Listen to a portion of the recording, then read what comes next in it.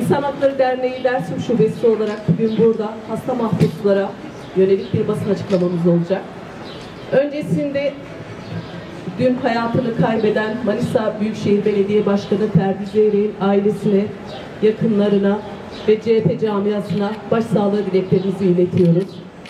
Ve aynı zamanda abluka altındaki katliamla yüz yüze olan Filistin halkına yardım götürmek için Avrupa'dan yola çıkan Medlin gemisindeki insan hakları barış aktivistlerini İsrail tarafından esir alınmalarını buradan protesto ediyoruz. Ve her daim de Filistin halkının ve insan hakları aktivistlerinin yanında olduğumuzu buradan belirtmek istiyoruz. Her gün daha da derinleşmekte, mahpuslara yönelik ağırlaştırılmış infaz uygulamaları yaşam hakkını tehdit etmektedir. Özellikle hasta mahpuslara yönelik uygulamalar açıkça yaşamı hedef alan bir nitelik kazanmış durumdadır. İnsan Hakları Derneği Dersim Şubesi olarak gözlem heyetimiz, komisyonlarımız ve derneğimize yapılan başvurular sonucu elde ettiğimiz bilgiler yaşanan ihlallerin sistematik boyuta ulaştığını açıkça göstermektedir. Sürgün sevkler mahpusların en temel haklarına yönelik ihlallerden biridir.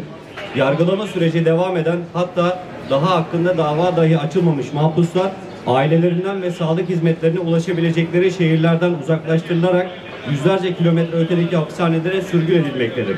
Bu durum yalnızca mahpusları değil, ailelerini de doğrudan etkilemekte, ziyaret ve destek olanaklarını ortadan kaldırmaktadır. Ayrıca son dönemlerde giderek yaygınlaşan bir başka uygulama ise henüz hüküm giymemiş mahpusların kamuoyunda kuyu tipi hapishaneler olarak bilinen S, Y ve yüksek güvenlikli hapishanelere sevk edilmesidir. Bu kurumlarda ağırlaştırılmış tecrit hem fiziksel hem de psikolojik açıdan açık bir işkence yöntemi haline gelmiştir. Mahpuslar 23 saatini tek başına geçirdikleri hücrelerde tutulmakta, sosyal, kültürel ve fiziksel etkileşimleri sistematik olarak engellenmektedir.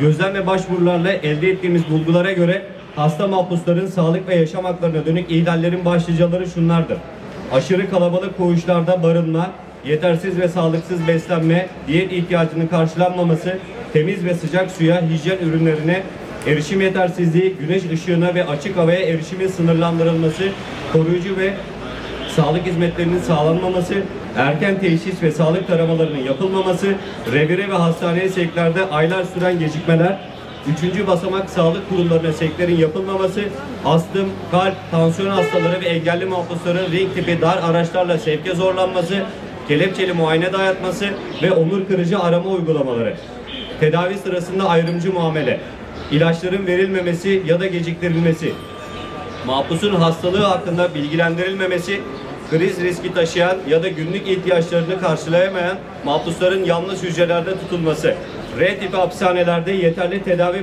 bakımın sağlanmaması, ceza infaz yasasının olanak tanıdığı halde ağır hasta, engelli ya da yaşlı mahpusların infaz erteleme taleplerinin reddedilmesi. Tüm bu uygulamalar ulusal mevzuata ve Türkiye'nin taraf olduğu uluslararası sözleşmelere aykırıdır. Devletin temel yükümlülüğü mahpusların yaşam hakkını ve onurunu korumaktır. Ancak bugün hasta mahpuslar ağır ihmallerin ve bilinçli uygulamaların kurbanı haline getirilmiştir. İnsan Hakları Derneği Dersim Şubesi olarak buradan yinelemek isteriz. Taleplerimiz açık ve nettir. Ağır hasta, yaşlı ve engelli mahpuslar derhal serbest bırakılmalıdır. Hapishane koşullarında tedavi edilemeyecek durumda olan hiçbir mahpus içeride tutulmamalıdır. Aksi halde bu durum yaşam hakkı ihlali anlamına gelir. Sürgün sevk uygulamaları derhal durdurulmalı, mahpusların ailelerine ve yargılandıkları şehirlerdeki kurumlara yakın hapishanelerde tutulmaları sağlanmalıdır. Sağlık hizmetlerine erişim koşulları evrensel insan hakları normlarına uygun hale getirilmelidir. Mahpuslar ayrımcılığa maruz kalmadan insanca muamele görerek tedavi hakkına kavuşmalıdır. Tecrit uygulamaları ve ağırlaştırılmış izolasyon politikaları kaldırılmalıdır. Mahpusların sosyal yaşam hakları engellenmemeli, iletişim, spor, kültür ve insani etkileşim olanakları sağlanmalıdır. Kuyu tipi hapishaneler, S.Y. yüksek güvenlikli hapishaneler kapatılmalıdır. Bu hapishanelerde insanlık dışı izolasyon koşulları derhal sonlandırılmalı, insani ve onurlu infaz koşulları esas alınmalıdır. Mahpuslar yaşamın dışına itilemez. Devlet içeride tuttuğu her bireyin yaşamından ve sağlığından birinci derece sorumludur. Umut hakkı yasallaşmalıdır. Hasta mahpuslar serbest bırakılsın. Tecride ve kuyu tipi hapishanelere son verilsin.